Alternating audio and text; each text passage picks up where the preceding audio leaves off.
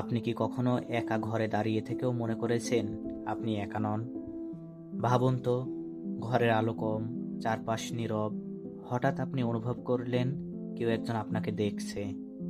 আপনি ঘুরে তাকালেন আর দেখলেন আপনার সামনেই আপনি নিজেই দাঁড়িয়ে আছেন। একই মুখ, একই শরীর, একই চোখের দৃষ্টি, কিন্তু সে আপনি নন, আবার আপনিই। আজকের অদ্ভুত কিন্তু সত্য ঘটনায় আমি মেহেদী আছি আপনাদের সাথে, আর আপনারা দেখছেন মেডিকেল মিস্ট্রি। এই অভিজ্ঞতাটির নাম হলো অটোস্কোপিক হ্যালুসিনেশন। ভিডিওটির শেষে আপনাদের জানাবো এটার চিকিৎসা। সহজ ভাষায় বললে, এটা এমন একটি অবস্থা যেখানে একজন মানুষ নিজের শরীরকেই বাস্তব মানুষের মতো চোখের সামনে দেখতে পায়। এটা কোনো স্বপ্ন নয়, এটা কল্পনাও নয়, এটা ঘটে সম্পূর্ণ জাগ্রত অবস্থায়। অনেক রোগী বলে, আমি জানতাম আমি বেঁচে আছি, কিন্তু তবুও আমি নিজেকে বাইরে দাঁড়িয়ে থাকতে দেখেছি। অনেক সংস্কৃতিতে এই অভিজ্ঞতাকে বলা হয় আত্মা বের হয়ে যাওয়া, ছায়া দেখা বা অলৌকিক ঘটনা। কিন্তু আধুনিক চিকিৎসা বিজ্ঞান বলে এটা পুরোপুরি নিউরোলজিক্যাল সমস্যা।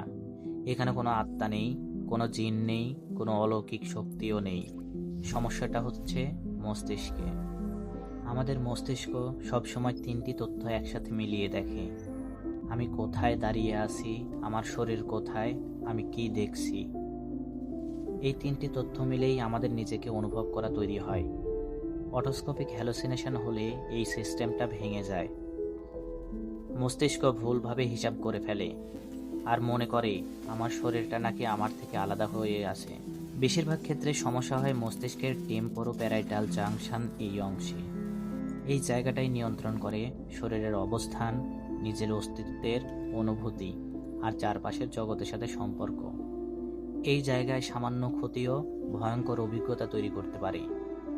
এই অভিজ্ঞতা দেখা যেতে পারে মৃগী রোগে, তীব্র মাইগ্রেনের সময়, স্ট্রোকের সময়, ব্রেইন টিউমার থাকলে, দীর্ঘ সময় ঘুম না হলে, তীব্র মানসিক চাপ বা ট্রমার পর। অনেক সময় একদম সুস্থ মানুষও চরম ক্লান্তির সময় এই অভিজ্ঞতা পেতে পারে। রোগীরা বলে, আমি নিজেকে বিছানার পাশে দাঁড়িয়ে থাকতে দেখেছি। মনে হচ্ছিল আমি শরীরের ভেতরে নেই, আমি দুজন হয়ে গিয়েছিলাম।